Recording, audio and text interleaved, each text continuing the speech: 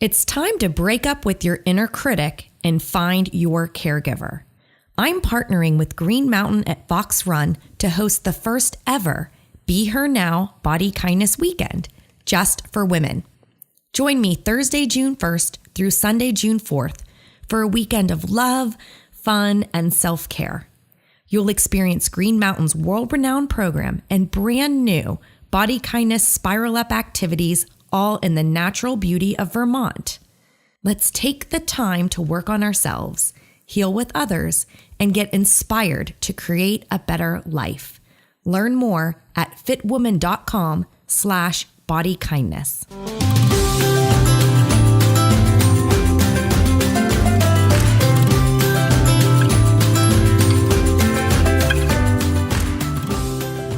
Hey guys, it's Rebecca. Thank you so much for listening to the podcast. Continuing on our month-long theme of studying sexual health and sexuality, I wanted to just give you a reminder that if you're listening, to grab those headphones if you are not in a private place or if you're around little ears, and you may want to listen to this at a time where you can tune in and stay engaged.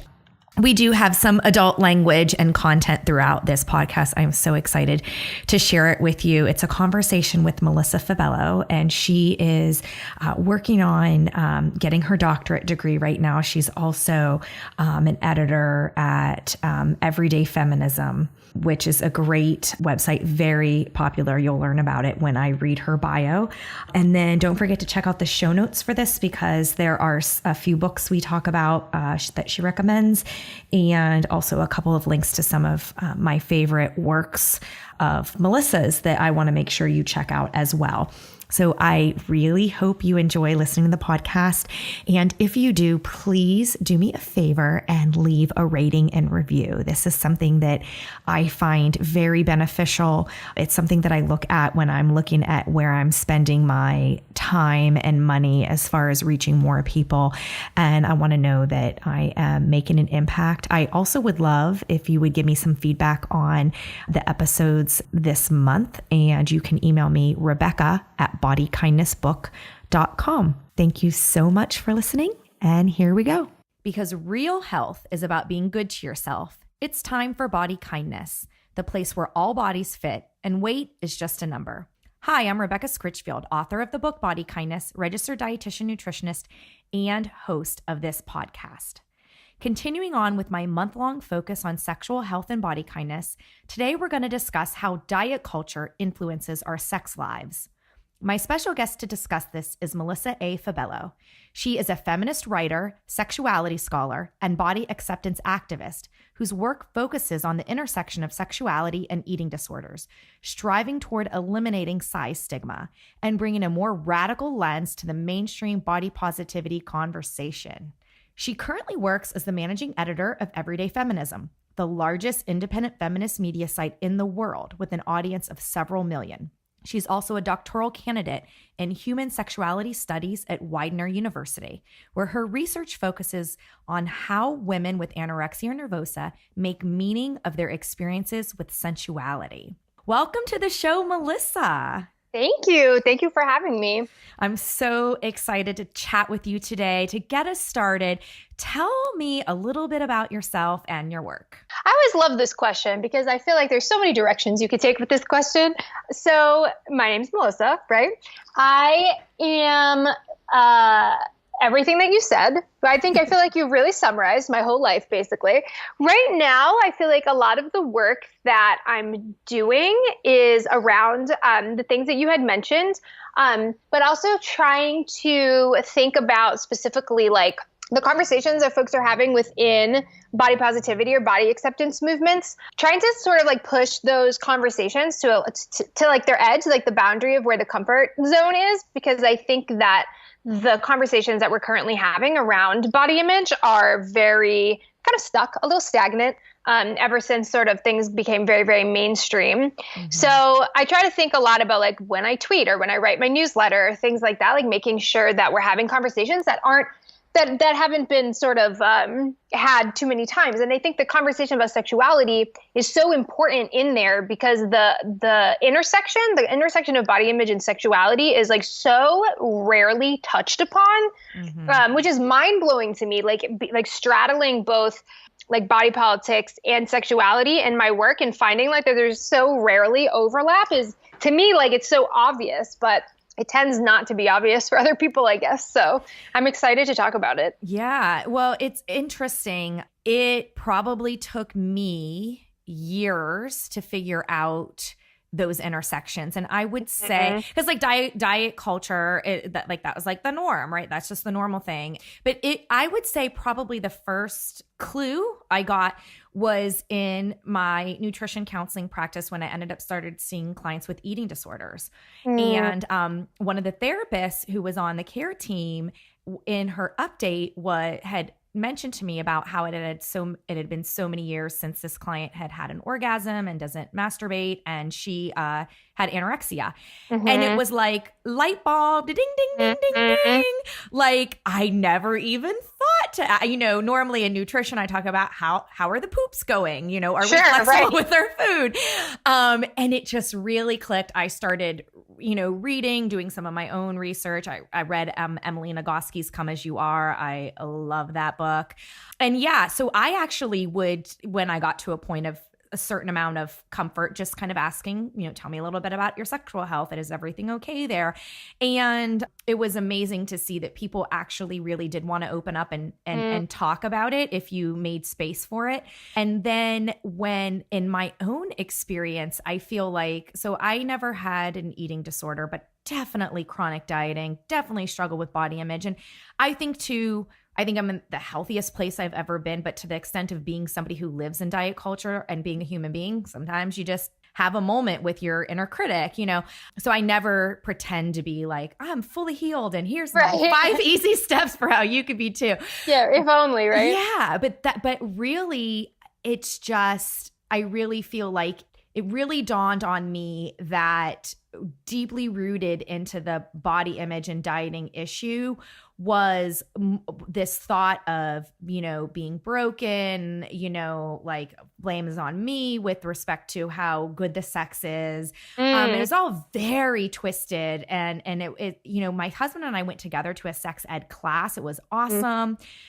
We picked up a vibrator and the rest is history. Exactly. And all that stuff. And so this is why, and all this happened when I was writing Body Kindness. And I was like, you need to not be afraid. Of course, you want to run into the cave and just let's not talk about it. And I made myself, I was like, you have to share a little bit of personal story. You have to write about this. I ended up putting a spiral up in the book, which is like 7 days of self-love, which is about touch, which I know you care deeply about. I do. Yeah. And so it's like, I did it. But even I got to admit, even talking to you, it's like, I just feel there's a part of me that does feel nervous, like, am I crossing lines and yada, yada. Right. But I want to just be like, no, this shit ain't right. We have to talk about this. And, we have to let it be okay that this is like a shared experience. So what are your thoughts on some of that? That's totally real. And I think that sex is such a taboo subject. And like, for me, it's not, like my friends, my sexuality, like colleagues, like we'll go out to lunch and we'll just be having this conversation, like so just like open and talking about, and then we're like, oh, we're in public. Like people are staring. Like we need to be careful about what we say in public sometimes, because it's really kind of anything is on the table. Someone had asked me recently if being a sexuality academic is helpful or harmful to my like dating life and to my sex life, like if it helps or if it makes things weird. And I was like, there's a lot of things about it that I think people find intimidating, but I also think that there's this awesome opportunity for people to be able to be really open about what their needs are or their wants or their things that they fantasize about or whatever, because they know that I've gone through so much training that like I will have like a poker face completely. Like no matter what people say to me, you could throw anything at me and be like, I'm into blank. And I would just be like, okay, like it would be a totally normal thing. So I think, yeah, like I feel like the conversation about when you were saying like, oh, like I'm nervous, like what if I ask this question and it's like beyond the boundary? Like I feel like when it comes to talking about sexuality, there are no boundaries. I don't think that there should be. I mean, there's not for me, but I also just think in general, that there shouldn't be as many boundaries as we place on the conversation about sexuality. People ask me a lot, like, oh, you study sexuality, like, what is there to know? You know, like people think, and I'm like, wow, like, to me, that's like, I mean, I get asked that all the time. And I'm like, first of all, you must be having terrible sex if you really don't think that there's a lot there. But also, like, sexuality is so much more than the conversation about intercourse or a conversation about orientation, which is, I think, where people get stuck when they hear the word sexuality. There's so much more to our sexuality, body image being one of those things, which is like so clearly connected. And when you were talking about the client, and as you were telling, like, oh, this is her experience, she was masturbating, she wasn't orgasming. And to me, I'm going, is she anorexic? Oh, like, really? I was like, I'm going to guess, like, I would put money on it. And then you said it, and I was like, yes, so much research backs that up. So, yeah, I mean, I think it's a really important conversation to have, and I'm glad that you're having it. And I know that sometimes listeners, who like regularly listen to a podcast are like, oh my gosh, can't believe we're talking about this right now. But I think that's the point, that we all have a sexuality, even if we're asexual or don't engage in sex. Like sexuality plays a role in our lives in some way. And there's so many ways that it affects everything, just like body image affects everything. So clearly they affect each other. Yeah. So I'm really glad that it's a conversation you want to be having. Yeah. Well, I will aim to make this the most downloaded podcast of all episodes. Okay. Well, same. I will say all of the wild things so that you feel like you have to listen to this person. Cool. Well, I was thinking about our conversation, and I came up with 4 different definitions that I would like to go through to kind of center the conversation. We could keep it simple. We could go in depth. It doesn't matter to me. So I'm going to read the words to kind of prep you so you know all of them, and then we'll do one at a time. Okay. So the definitions I'm thinking for centering is sexuality, sexual health, body image, and diet culture. Okay. So should we start? Should we go in that order, or should we start with in a different order? I think that order is actually really good because they build off each other. Sweet. Awesome. Okay. So sexuality. Wait, you want me to define it, right? Yeah. That's okay. I want to make sure that's what you want. Okay, let's start over. Okay. Yes. And you are the future daughter, or the future doctor. I am, hopefully. Okay. So the first definition, sexuality. Sexuality is actually a really, really complex concept, and I don't think that folks realize exactly how complex it is. I would recommend, I could talk about this. We could do an entire podcast on this, but I will save the time. But something that I would recommend people look up is what is called the Circles of Sexuality model, which is a model. It basically breaks down sexuality as a concept into 5 sub-concepts. And then within those, there are more details. So it's something that shows just how interconnected certain parts of our sexuality are. So these are things that take into consideration, obviously, our orientation, our gender identity, gender roles, things like that. Body image is actually in there, but stuff like having feelings for someone, liking and loving someone, being vulnerable with someone, having emotional intimacy with someone. It also includes things that are manipulative and or violent. So that's everything from flirting to harassment to rape, sexual assault. Obviously, there's sexual health, so STIs, our understanding of our like reproductive health, and then also the actual concept of reproduction. So there's a lot that goes into the idea of sexuality. Sexuality is just, it encompasses so much. But I think that for anyone who's like, I really want to understand sexuality from a broader perspective, I would look up the Circles of Sexuality model. Okay. No, I think that's a great idea. But it sounds like sexuality is the umbrella term of all these other sub things that make up your sexuality. Right, exactly. That every person's sexuality is very complicated. There's a lot to it. And so, yeah, sexuality it just means a lot. It could mean a lot of things. Okay. And so the next one is sexual health, which you alluded to with respect to like reproductive health and everything like that. Would that also include like, your comfort with sex and orgasms and stuff, or? Yeah, I mean, it could, right? I think that it really, coming up with an operative definition, I feel like is so dependent on the context. Okay. I think when I think sexual health, when I, as a sex educator, hear sexual health, I think more specifically about stuff like STIs and HIV. I think about anatomy and physiology. I think about maybe more to the point like orgasms obviously would fit into physiology, but I think more about the physical, biological experience of having a body.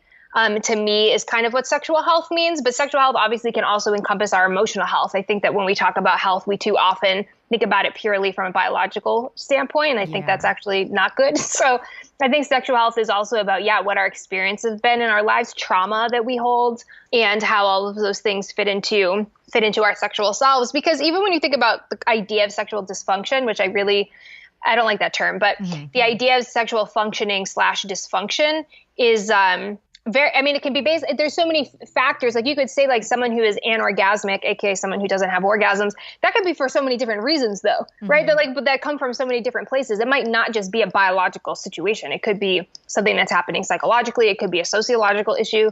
So I think that, broadening that and being able to talk about it in a way that's like anything that affects your ability to be situated in your authentic sexual self, I think counts as sexual health. Yeah. And that's what comes to my mind. It's almost like this element of your well-being, which is, I guess, the understanding that I have needs, right? And part of those needs is there's something sexual somewhere, I think you alluded to earlier that you don't necessarily have to have sex to have sexuality, But yeah, I appreciate your definition, but that's, like when I wrote it down, that's kind of like what I was thinking about was more like, okay, when you're not engaging with, I guess, sexual needs, whatever they may be for you, it's almost like another way of deprivation. And so almost like the same way you, I don't know, need enough sleep or the healthy type of movement is good for your body and your cardiovascular health or something like that,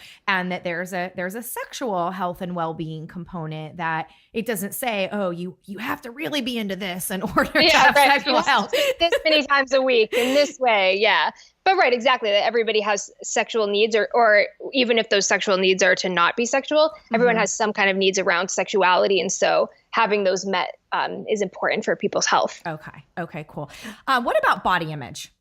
Body image is the way that we think about and feel within our bodies. I think the and feel part is important because it's not just about this is how I see my body, but also this is how I feel within my body, the experience that I have of my body. Obviously, our bodies are things we can't get rid of. Like we're stuck with them. So it's sort of just the idea of like, do I think positively or negatively, or do I feel positively or negatively within my body? And I think it's also important to think of positive body image, not necessarily in terms of feeling awesome, but just feeling like situated in object reality. I don't necessarily subscribe to the idea of objective reality, but if I did, like it's basically saying you don't have to feel awesome about yourself. You just have to understand what your body looks like, right? So like someone like me has had an eating disorder and therefore has some struggles with my body, that sometimes the way that I think about my body is not actually accurate. Like it's not actually what my body looks like in space. It's not actually how my body moves in space. So that would be negative body image. Positive body image is just having those two things being aligned. That like what I think and what is real are the same thing. So I think people think of positive body image too often in terms of like, I'm so hot and I'm strutting my stuff down the street and like whatever. And it's like, it doesn't have to be like that. It could literally just be having a clear understanding of one's bodied experience. Yeah. And positive body image isn't necessarily the opposite of negative body image. Right. Because part of having, I get into this with people all the time. Part of having positive body image is having bad body image days. Like that's going to happen. That's part of like the normal health of being a human, particularly in our society. Like that's normal. So yeah, they're definitely not opposite. Yeah. Well, it's interesting. So someone in my body kindness Facebook group said, I was reading the book and it's been so helpful. And so one of the things I talk about in the book is this idea of spiraling up. And so it's about being able to notice how you're feeling and what your emotions are, and to be able to have permission to have negative emotion, but to think, okay, what is something that I could use right now that could help prevent a downward spiral and closing myself off, with the idea, with the idea to reverse that basically and spiral up, so not to fake a good mood when you really are still in a bad mood, but just try to make a choice that is kind and caring, that helps to, prevent. Anyway, she said it was going good until I decided to start dating, and I have a date coming up, and now all I could think is negative, maybe I should die, and I just responded, I said, well, it sounds like your voice is reliably, coming out again, because, you're at this, some uncertainty and some vulnerability. So it was this sense of like, of course we're hearing that voice again. because this other stuff is happening. And that doesn't mean that you've lost anything that you've started or that you've ruined it or you're now incapable of being kind to your body. It's just reliable that this is happening right now and almost normalizing it to help it make sense. Like you said, positive body image, but can still have negative moments. Yeah, right. Because we all do. I think that's something we don't talk about enough. So like when we are trying to, have positive body image or like make peace with our bodies, that like that still means that there are going to be days and times when like anxiety strikes or something comes up again, like an event, something like that, that puts us in a position where we're worried about it again. And that has to be normal. Like in order to be kind to yourself, I think that you have to normalize and understand that like those days are going to happen and they're going to pass. You know, I think that it's like not getting stuck there is what's important. Yeah. Yeah. All right. Fourth definition is diet culture. I think you introduced me to this term, actually, one of your articles. Oh, wow. December 2014, if my mind is serving me right. Wow. Okay. Well, now I feel really special. Diet culture is basically the idea of living in a society that promotes the idea that we need to change our bodies through the process of dieting or just weight loss in general, like at all costs. So living, in the world that we live in where dieting is so normalized and also romanticized, idealized, like it's not just normal, it's like expected of you. It's obligatory. When I was a kid, I remember thinking like my understanding was that all adults were on diets. Like that was just something that like I was like, when I'm an adult, I will also be on a diet because all the adults I know are on diets. And I remember being like a kid and I had a cousin she must have been like 12 or 13 at the time. And I was like 3 years younger than she is. But she was always sort of like my role model. Like I always thought she was so beautiful and so perfect and so smart. And I remember one summer her saying she was going to go on a diet. And I remember having this moment as like, whatever 10-year-old or however old I was thinking like, but why? Like, why is she going to go on a diet? Like she doesn't need to go on a diet. Of course, now I know nobody needs to go on a diet, but I just remember at that moment being like, I'm never going to go on a diet. Like, I think that's ridiculous, because I understood that like everyone was on a diet. Everyone's comfortable talking about diets. It even happens to me in my life today when like, what I do for work and people will literally sit here and just be like, I'm on a diet. Let me tell you all about it. And like, my mind is just like spinning. Like, I can't believe this is happening to me right now. How do I interrupt this? Yeah. Or, well, you wouldn't approve of this, ... Yeah. Like I'm the problem. I'm like, well, no, I don't approve of it. Let's talk about why actually. Exactly. But yeah, just the idea that it's so normalized to be on a diet is how I guess you could define diet culture. Yeah. And I think that the idea that you aren't good enough unless you're pursuing the weight loss, like this is normal, this is what's required, and by the way, this is what health is, like the frame for health is you better be on a diet. Yes, that in order to be, and just the idea that we should all be in the pursuit of quote unquote health, this like very one size fits all understanding of health for sure. Yes, for sure. Yes. Okay. So within these definitions, there's a lot of intersectionality, would you say? Yeah, definitely a lot of intersections. Okay. So let's kind of get into that, a little bit more. What, is there a chicken or egg thing here? Like, where body image sucks and then we diet and then, well, there's definitely something between eating disorders and sex drive, right? Yeah. Can you tell me about that? Yeah, there's definitely a relationship between eating disorders and sex drive. More specifically, there's definitely a relationship between anorexia and sex drive. Okay. There is somewhat of a relationship between bulimia and sex drive. Binge eating disorder is newly added to the DSM for there to be a lot of research on it. Okay. So a lot of the research is about anorexia and bulimia. People with anorexia, particularly women with anorexia, tend to have very low sex drives. A lot of confounding factors. That could be a history of sexual violence. It could be comorbidity with depression. It could be having a more kind of like perfectionist, like personality pathology. These are all things that could be mediating factors. With bulimia, really what they tend to show more often is that women with bulimia are more likely to engage in sex more regularly than women with anorexia, which clearly isn't saying much if we know that women with anorexia have lower sex drives. But there's also some research that seems to show that women with bulimia are more likely to have more partners, to engage in sex more often, which some people have stipulated could also be due to personality pathology related to bulimia. I definitely look more, my dissertation research is more focused on anorexia, so I know more about that. But a lot of the studies compare the two, so I obviously do read a lot about all of it. But yeah, so there's definitely a potential relationship, especially with anorexia and sex drive. Right. But yeah, obviously the relationship we have with our bodies, right? Because that's like obviously not all what it comes down to, period. But that when the relationship to our bodies is in some way disturbed, that affects a lot of different ways of being. It's like when you talk to folks about eating disorders, like it's so true that it doesn't just affect your relationship with food. Like it affects your relationship with everything around you. It really changes everything. And that's true, you know, for any embodied experience, I think. So it makes sense that the sexuality stuff would come up also. Right. So I'm not sure if or how much or how recent the data is there between body image and dieting and problems with, you know, sex drive so this is more, I guess, my experience between counseling, conversation with friends, but I get the feeling that culturally it's this idea that like a vast majority of women, it's like we're not allowed to enjoy our unique body, right? Because we have the thin ideal.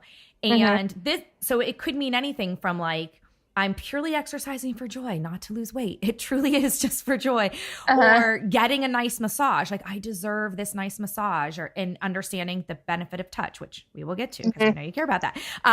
But then also things like, you know, sex or orgasms or whatever I'm going to do as part of my sexual desires is also something that I have access to for enjoyment. Like, I think that's really broken. Yeah, definitely. I think that there's definitely, and I think that so many things play into that because it's definitely like diet culture and body image plays a part in the way that we operate sexually. People with negative body image, or particularly women, I tend to look at women in my research. Women with negative body image are less likely to engage in all sorts of different things, like whether that's sex with the lights off, or like they express more discomfort taking their clothes off in front of their partners. They're less likely to try different like positions or different sexual activities because of how they feel about their bodies. That like obviously there's this effect there, but there's also the compounding issue that like women's sexuality period is very, very oppressed and very like not allowed to be expressed. So I always think it's so interesting when you look at both, because women are oppressed at the site. This is true of oppression period, that like oppressed people are oppressed at the site of their bodies and at the site of their sexuality. And so the combination of that, I think, plays a really big role. Like if we're being told that our sexuality should be secret, that we shouldn't be able to talk about it, that we shouldn't be allowed to enjoy our sexuality or be authentic in our sexuality, that in and of itself is a problem. And then you have the other problem of you're not allowed to feel safe in your body or to feel comfortable or happy in your body, which is kind of its own thing. And then, you know, you get that combination. It's just like, it's a mess. Like it's really like, it's really a huge mess where it makes so much sense to me that like women are so uncomfortable with their sexual selves, like myself included, that there's a lot of discomfort with our sexual selves and in our bodies. It's just really difficult to be there, to be present and genuine because you know we've been raised not to be. Right. Well, and then there's this element of well, if you do care about that stuff, then like it's pornographic or you're dirty, right. It's dirty, or you know, like that's this other sort of like fear. Oh, well, I don't, ooh, masturbation. Whoa, that's like something they do in porno movies. And I think that's how women's bodies are sexualized, right? Like we're there for other people's pleasure, not our own. It's absolutely true. I taught sex ed to middle schoolers for a little while, and I had this Wait. There's a story there. Was it like the whole bananas and the condoms, or no, what? It wasn't. It was not. We didn't use bananas and condoms, but it was a relatively comprehensive sexual health curriculum. So we looked at a lot of different things. But one day we were having this conversation where a bunch of young men or young boys were asking me, my co-facilitator and me about masturbation. They were just asking lots of questions about masturbation. We answered them all. Like, these are great questions to have as a 12-year-old. Like, it makes total sense that you're wondering. We had the conversation, and then one young girl raised her hand, and she asked a question about masturbation. And she did not personalize it. It was just in general a question about masturbation. That was vulva focused instead of penis focused. And the boys flipped out. Like they were like, you're nasty. Like, what's wrong with you? That's disgusting. I can't believe you would even ask that. And then it was like, as a teacher, like as an educator, I'm usually really, really good at the straight face, like just letting shit go. But I was livid. I like flipped out on the class. Like I was like, let's talk about sexism. I was so angry. Like I couldn't even believe, I was like, we just spent half an hour talking about your masturbatory experiences. And then you have this one girl who's very brave to ask this question that she has, and you shamed her. Like I was so mad, but that's exactly what happens. Like it's not surprising at all that something like that would happen, that girls are not allowed to experience their sexuality. And if they do experience their sexuality and they're okay with that, especially, then that's shameful, you know, like, and that is, you should feel guilty and bad and wrong for that. It's amazing. It's amazing to watch. Well, and do you think that's part of the root issue? Like, again, I don't have a data point to share, but my assumption is that a lot of women are still faking orgasms. And whether that's because they're, you know, I don't know, their dieting and their poor body image is getting in the way, or for whatever reason, they're like less interested in sex. And so rather than work on that interest, right, it's like, oh, well, better please the other person then. And so then further and further falls down the priority of, you know, not that every sexual experience has to end in an orgasm. I'm not saying that, but I think there's we have an orgasm deficit, I think. Oh, we absolutely have an orgasm deficit. It's so real. And it's so funny because I even in my own personal life have had partners, particularly male partners, particularly cisgender male partners, who would say to me like, oh, well, like women's bodies are just complicated.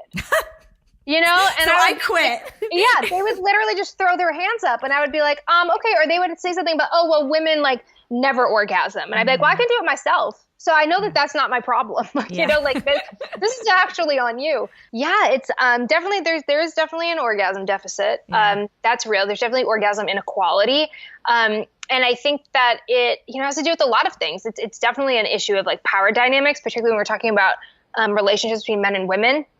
That there's like a power dynamic there around who gets what out of sex and who's there to be the subject and who's there to be the object. And just also a fear, I think, of women's bodies or of vaginas and vulvas, like that is supposed to be something that's disgusting, which like is not. So like, I don't, you know, but that's totally a thing, this idea. You know, I think anyone with a vagina and vulva, like definitely like probably grew up believing that it was gross in some way or ugly or something. And yeah, so I think that there's a lot going on there. I've read a survey, Cosmopolitan did a survey about orgasms, I want to say in 2015.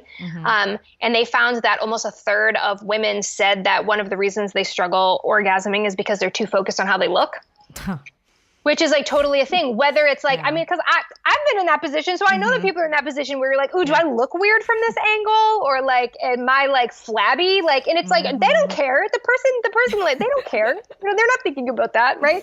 I hope not. I mean, if they are, they can go. If not, get another partner. Yeah, right. If not, they can take a hike. So like, but so it's definitely an issue, this idea. And it totally comes from the objectification of women and sexualization of women, that we believe that we are supposed to look a certain way when we're having sex, that's like not really natural. I actually once had a partner who told me not to smile.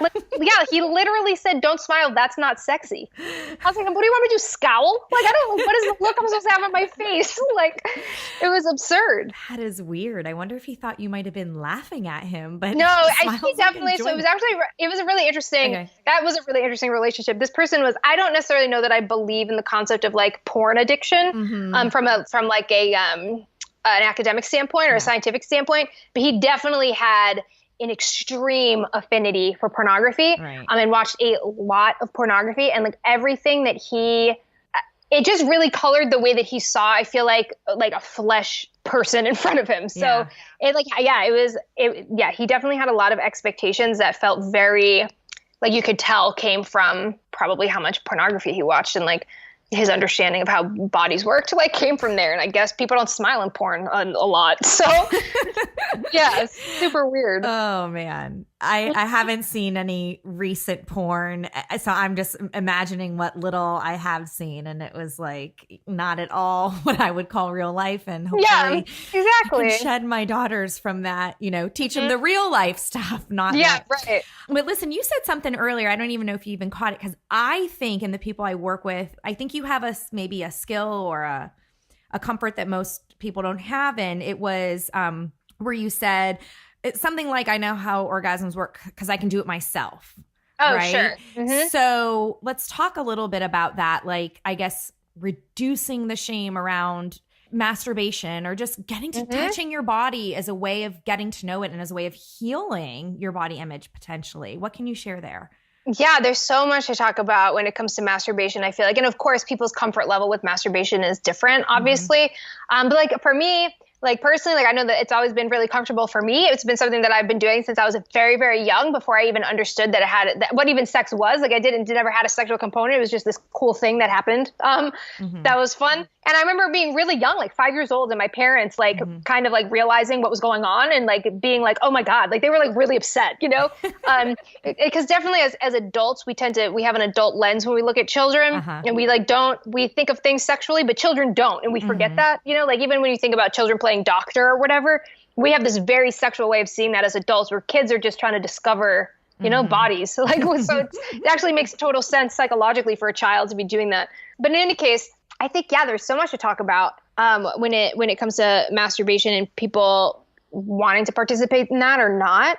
But I think that there's definitely something to say about knowing your body in a way that's really powerful. I think when people come to me, like particularly young women, about struggling orgasming in sexual relationships with their partners, usually like cis male partners, that they talk about like, you know, like, what do I do? So the first question I ask is, do you masturbate? That's always the first question I ask. You know, like that's the first thing I need to know. Like, is this an issue with the relationship, or is this something going on with you? And like, you know, there's so many people will say no, which is fine. Like you are more than welcome to not masturbate. Like not everyone is required to do that. But there's also, so I've always, you know, then my next suggestion is always like, if you're comfortable trying it, I would recommend starting there, because you can't really explain to someone else what to do that feels good to your body if you don't know. And I think that can be really important, because you're figuring out so many things. You're figuring out pressure, speed, depth, like all of these things that like you need to be able to explain to another person that works for you. And kind of this idea that all people's bodies are like one size fits all. I mean, even I've had, again, like cis male partners who have said things to me like, oh, well, the last girl liked it. Like, I don't give a fuck. Like, what does that mean to me? like, I'm telling you right now, I don't. Gosh. You know? Yeah. Like, which is, you know, mind blowing. That there's really this idea that it's supposed to be, once you figure it out for one person, I guess, then it just works for everybody.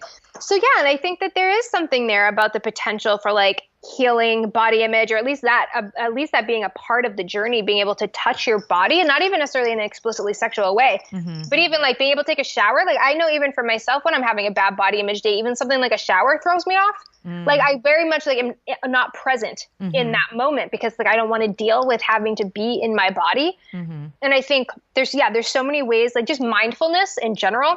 Like the connection between our mind and our bodies can be really, really, really powerful, and also really, really scary. So, but I think it's definitely an option for folks who are struggling either in sexual relationships with other people, or just, you know, with their own experience in their bodies, that like the exploration of your body and the normalization of your body and getting to know what it looks like and in reality can be really, really helpful in like so many different avenues. Yeah. Well, you mentioned earlier, and you said you didn't like to use the term, but was around sexual dysfunction. And so it's not like we're saying it's impossible that there's something wrong, you know, with being able to orgasm. There could be. But the reality of it being true, as opposed to the number of women who think there's something wrong with them, is probably way off, right? Yeah, right. There's definitely, because like sexual, like orgasm disorders, again, like this language I feel like is so, I don't like the language, but orgasm disorders, arousal disorders, all of those things totally absolutely exist. Like pain disorders, those are all things that are real in the world. And I always try to rule out everything else first before I would suggest to someone, like, maybe you should see a doctor. But like, even in the case of pain, when people are telling me they're having painful sex, it's like, there are so many reasons why that's probably true. Like, even just the fact that like women, particularly cisgender women or women with vaginas, like are taught their whole lives that's their first time they have sex, have intercourse, or are penetrated is supposed to be painful. Like, we are taught that it is supposed to be painful. It is not. It is not supposed to be painful. And I get so much pushback when I say that. When I say it should not hurt, maybe feel a little uncomfortable, but it shouldn't hurt. People get like mad. You know, people are like angry. And I'm like, well, I'm sorry that you had that experience in your life, but I'm telling you that it shouldn't. So I think that there's a lot of stuff that we have to be like unpacking and unlearning, and then get to the point where like, okay, if it's nothing else, see a doctor. Like if like even like an issue with orgasm would be the same thing. Like you try all these other things, you try it yourself, you try different kind of stimulation, because even I want to say, I'm pretty sure the number is that 10% of people have some kind of sexual dysfunction that falls under like orgasm pain, arousal disorders. Whereas the number of people with vaginas or women with vaginas who can't orgasm from penetration alone is like 70%. So, and yet we are always taught that sex is particularly about penetration. So it's like, you're probably just having sex that is penetrative only, and it's not doing anything for you. Yeah. You know, that's probably the real problem. Yeah. Like, so nothing's wrong with you. That's totally a normal way for your body to act. There aren't really nerve endings in the vagina. So like, that's not going to do anything for you.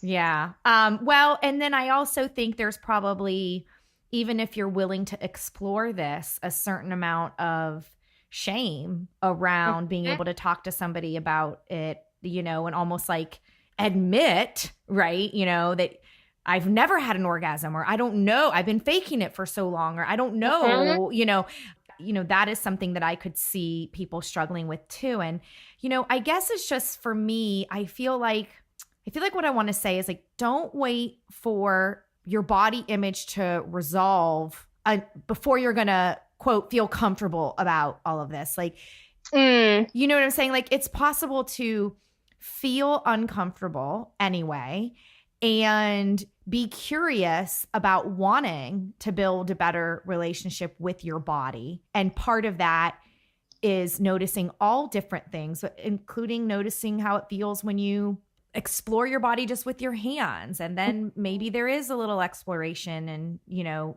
the clitoris and vagina a little bit, you know, even if you don't have a vibrator or anything like that, but be willing to try that out and see what that is like. It's like, try some type of practicing and be open to what it would feel like to feel good even without an orgasm, because it's going to me, I think it's going to be a lot of that would ultimately contribute to improving your body image.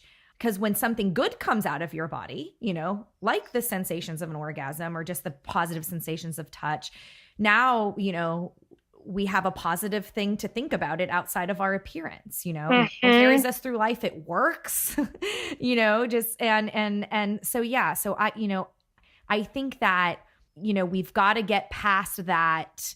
It's okay to be afraid, but we shouldn't let fear or discomfort stop you in the tracks. Absolutely. And I think it's important to like share that with partners as well. Like, I think people are very, very afraid, particularly women, the way we've been socialized, again, like to be objects in sexual relationships, particularly with men, that like we always are performing. Like, there's so many times in my own life, but that also that I've, you know, read research on or like heard also anecdotal evidence of just this idea that like, I'm not in my body when I'm having sex. Like I am performing sexuality for someone else.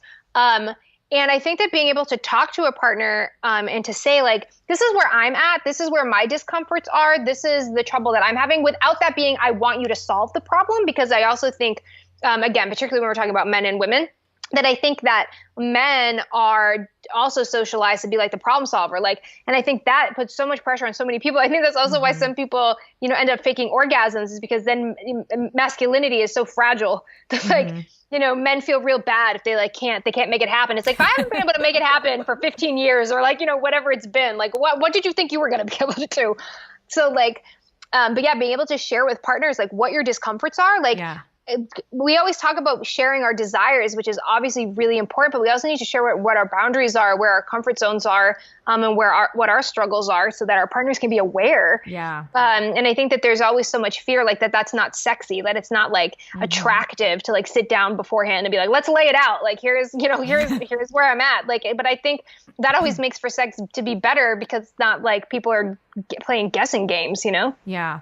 No, I mean, it's a really good point. And it's, you know, so when I mentioned earlier about going to the sex ed class, I mean, was shortly after I had my second baby. And of course, everyone's sleep deprived, and I'm sure intercourse goes way down anyway. But we were definitely in this type of this dry spell that I wasn't really super comfortable with. And I think, and so I saw this sex and communication course, and I said, come do it with me. It'll be book research, and he showed up. It was a great class. I mean, we did the little questionnaires, what are you into? What are you into? Oh, yeah. And then they talked about having these conversations outside of the bedroom, right? Where you can be more comfortable, and yeah, I mean, it conveniently was this like little lecture room, above like a sex toy shop and stuff. And literally we were walking downstairs and he just said, so do you want to look at anything, and I was like, okay. And it was just, we talked to it's so funny because I mean, it is literally like, it could be that like you're at the drugstore deciding between brands of gum. Like that's how neutral a true sex educator talks. So do you think you'll be in the water? Like it is literally, and it was awesome because there's a certain sense of comfort. Like, okay, so maybe this weirdness is my own insecurities or lack of experience or life experience, and but they're comfortable. I'm going to be comfortable. But I really do think it was helpful to have the education first, but then to also have my partner, he didn't push, but there was an openness. I felt like it's okay for us to buy this. Right. And that it was really helpful. So I'm not saying you have to have that because that might not be accessible to everyone. But you might, I guess what I would say to listeners is first of all, if you don't have a partner, then go do it for yourself anyway, no matter what. But then if you do, that there are, I mean, I guess you could try it by yourself for a while and then eventually bring it up. Maybe, I don't know what would you recommend in those like scenarios? So they're not outwardly getting, like, I feel like I kind of got the softball permission of openness. It was very helpful. It made it easy and things have been great ever since. But like, what would you say to someone who is maybe thinking about taking that next step? With doing some, just body exploration and, possible like masturbation, vibrator. Yeah, I think I love what you said about taking the conversation outside of the bedroom, because I definitely think that there's a lot of pressure, I think, when you're in a sexual situation to suddenly be like, hey, can we do this? Like that can like really kind of make or break a moment and can feel really awkward for everyone involved. So I feel like having the conversation like outside the bedroom is really helpful. I mean, not literally, you could literally be inside the bedroom, but like outside of a sexual situation. But I also love the what you had mentioned, like kind of like the yes, no, maybe like lists or whatever. Like I've done that with so many different partners. I mean, like I think people find me. I think that's the thing too, is like if one person approaches a conversation with comfort, it creates so much comfort. Like if I can just like randomly say to a partner, like, so what are your thoughts on anal play? Like it just like make it totally, like just totally normal. Like, is that a yes, no, or a maybe for you? Like that there's, it's like, oh, well, she asked the question, so I guess I can give her a real answer, and I think it just creates so much more space if one person just feels comfortable saying it and also giving the like, I try to do the, when I do those kind of like yes, no, maybe things, like sometimes I'll do like, okay, give a thumbs up if you're into it, a thumbs down if it's a hard boundary for you, and then like a thumbs in the middle if it's like, I could go either way on that. Like I would be willing to discuss it or whatever. And I'll just go through and like name the things, and then we say, okay, well, sometimes you discover like, oh wow, like we're both like would be into this thing that we had never been able to discuss before. And now we're in a conversation about it. And I feel like it's like just trying to find some way to jumpstart that communication. But I think that too, there's a lot about like me versus us that I think is all that can also be helpful. Like I want to try this, like maybe I'm going to try it on my own, or like I want to try this together. These are things that I would like you to help me with or to do also. And to allow there to be room for compromise all the time is what's I think so important when we're talking obviously about consent and sex, that there's a, this is what I want, there's a, this is what you want, and is there a compromise there? Like if it's different, like is there something we can do there? And also recognizing that sexual incompatibility is a legitimate thing. And I think that that's something that I have to tell people a lot, that like if you want something, it's something is so important to you and your partner isn't going to provide it, that's totally their right. And if it is ruining things for you, like that's a perfectly good reason to break up. Like you don't ask someone to force someone to do something you don't want them to do. That's sexual assault. So, yeah. And I think that we have a hard time remembering that sometimes. Like, but you owe it to me. No, actually they don't. So yeah, I think that, just finding a way to have those conversations that like is outside of a situation, like as least awkward as possible, which can be really hard to do without practice. But I think once you kind of get into it with someone, it can be, you can also like, even with those lists or whatever, send it to them ahead of time, like, hey, I want you to look over this. I want to talk about it with you. So they know exactly what's coming, like they're not like, you're not just like suddenly like asking them about BDSM, like out of the blue, but like, they had some warning, which can be really helpful. Okay, that's really helpful. So I do want to make sure that we touch on your research, which I find really interesting. Touch on touch. Exactly. Yeah. So you study skin hunger, it's called? Yes. So tell me about that. I'm so interested in it. I love talking about skin hunger because I think people always find it fascinating.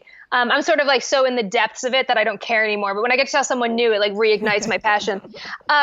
Skin hunger. So when we talk about sex drive, we're talking about the extent to which someone craves sexual intimacy, specifically sexual sex acts in some way, some kind of sexual activity.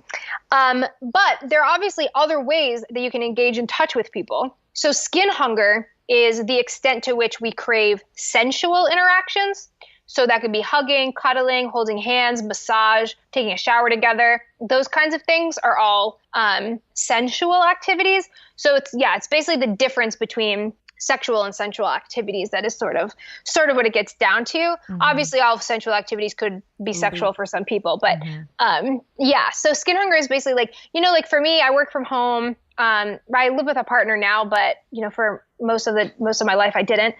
So I was like living alone for a long time. And so if I didn't get out and like see friends and get hugged, like I would eventually start to feel this loneliness that was like I couldn't even describe. Like it was just so like there was something lonely, and it was about that I hadn't been touched in so long. I hadn't had a human interaction, a human physical interaction in a long time. And that plays a huge role in our ability to be happy. That like obviously different people have different levels of skin hunger, just like people have different levels of sex drive. But being able to have our skin hunger met and have it's also sometimes called touch nurturance. Having touch nurturance is just so necessary to our ability to honestly to live. It's very, very important. It's like, with infants, obviously a lot of touch nurturance research is about infants and how you have to hold babies. Like they have to be held. It's necessary for their growth. And I think that we forget that as we get older. So it's also necessary for us to engage in touch in ways that feel good for us. And so what are you studying in particular about the touch? What I'm looking at is women with anorexia. So we know, like we discussed, that women with anorexia tend to have low sex drive. So my question is, okay, we know that, but what do we know about their skin hunger? What do we know about other ways that they want to be touched? Not a lot. There's a lot of research around it that like kind of touches on different parts of it, which is helpful, but no one's really asked the question directly, like, what is your level of skin hunger, and how do you think that, how do you think your eating disorder plays a role in that? So I'm hoping to like maybe discover some obviously like patterns, because I think that it could be really useful, especially for people who do sex therapy or otherwise are doing like therapy with folks in recovery or counseling with folks in recovery, to be able to touch on that people who are struggling with sexuality in recovery or during their eating disorder, like knowing that there are other options out there for people. Yeah. So that's the goal. The goal is to see if I can find anything relevant. So we'll find out. Yeah, well, it sounds very interesting. I was just at the IADEP conference, and there was a session on different modalities of therapies for people with eating disorder. And one was something I didn't hear about, but it was like basically sit in a chair in water, like water's all around you, and you do multiple, so it was, I'm sure it's not a large randomized control trial or something like that. Yeah, but it was really interesting. And certainly for, while we wait for your fascinating data, the idea that human connection is very important, that there are many ways that we connect. Touch is one of them. And even if, you mentioned about being lonely, it's that idea of having fun, social time, and even getting a massage. Like you don't have to be in a sexual relationship with your massage therapist, but the idea that hands-on skin and helping your body relax can be beneficial. It can be a way of taking care of your body. And it is part of what meeting our needs are, just like breathing air and, nourishing our bodies and getting sleep, that it's this idea that we need to connect and feel goodness in our bodies. And one of the ways is through touch. Absolutely. Exactly. One real quick question, because I know you need to go, and this is not a quick question, but I'm going to make you answer it quickly. So many people will ask me, well, what's normal when it comes to sex? And I really I dodge a question. I'm just like, well, I'm not a sex therapist. But I just say, I think it's a very wide net as far as, but to me, it's interesting that they're already comparing like, how far off am I from normal? But like, how would you help someone maybe process that if they're uncertain or curious about what is normal when it comes to sex and, their sexual well-being? I actually have a very easy answer, Cool. Which is that there is no such thing as normal. Oh. And I really honestly mean that. that's not a cop-out answer. Like there isn't any such thing as normal or healthy or whatever. Your sexuality belongs to you. Your sexuality is yours. Your sexual experience is whatever it is. Whatever is working for you or whatever is not working for you, whatever your experience is totally right. And I think that can we look at averages of like how often people have sex? Can we look at like what kinds of fantasies are like more common than others? Like, sure, we can, there's data on that. I could tell you that right now. Like, I know that that's true, but also like, I don't care if you're the only person in the world who likes XYZ thing, like that's totally normal because it is your experience and that's totally legitimate, whatever it is. And I really honestly do mean whatever it is, including some of the things people are thinking like that can't be normal. It is. I would also recommend to anyone who is really interested in sexuality, there is a book called The Guide to Getting It On. That like I love. It is so comprehensive. It's like anything that you could like ever have questions about. It's like really funny. There's like illustrations. It's amazing. So, but I think that a book like that can be really, really helpful, in terms of what is and isn't normal, because there's everything in there. There's also another book too. If like anyone is ever like, oh, am I weird? There's this other book called, the Encyclopedia of Unusual Sex Practices. I don't like really the use of unusual, but it literally has it's like everything that you could imagine, like every kind of like kink or whatever fetish is in there. So that you're not alone because it's in a book. So you're probably not the only one who's into, whatever it is. That is very interesting. Well, I love to read, so I will be checking those out. Gosh, this is such a fun conversation. I really appreciate your time today. How can people find you, follow you, stay in touch? What are the best ways they can reach you? You can find everything you ever need to know probably on my website, which is melissafabello.com. My social media stuff is up there, as well as a contact form to send me an email. I also have a newsletter called Beauty School, which you can sign up for at melissafabello.com/beauty school. And I guess that's everything. You can find me on Instagram. You can find me on Twitter. Those are the two social medias things that I use the most. I'm taking a break from Facebook because I think it's the worst. And I also have a YouTube channel, which I very extremely rarely update, but I do have a YouTube channel. So. Oh, well, thank you so much. I love your newsletter. So listeners definitely need to check that out and connect with you. And thank you so much. It was a very helpful conversation, and hopefully the listeners will find it arousing as well. Yeah, I hope so. Thank you.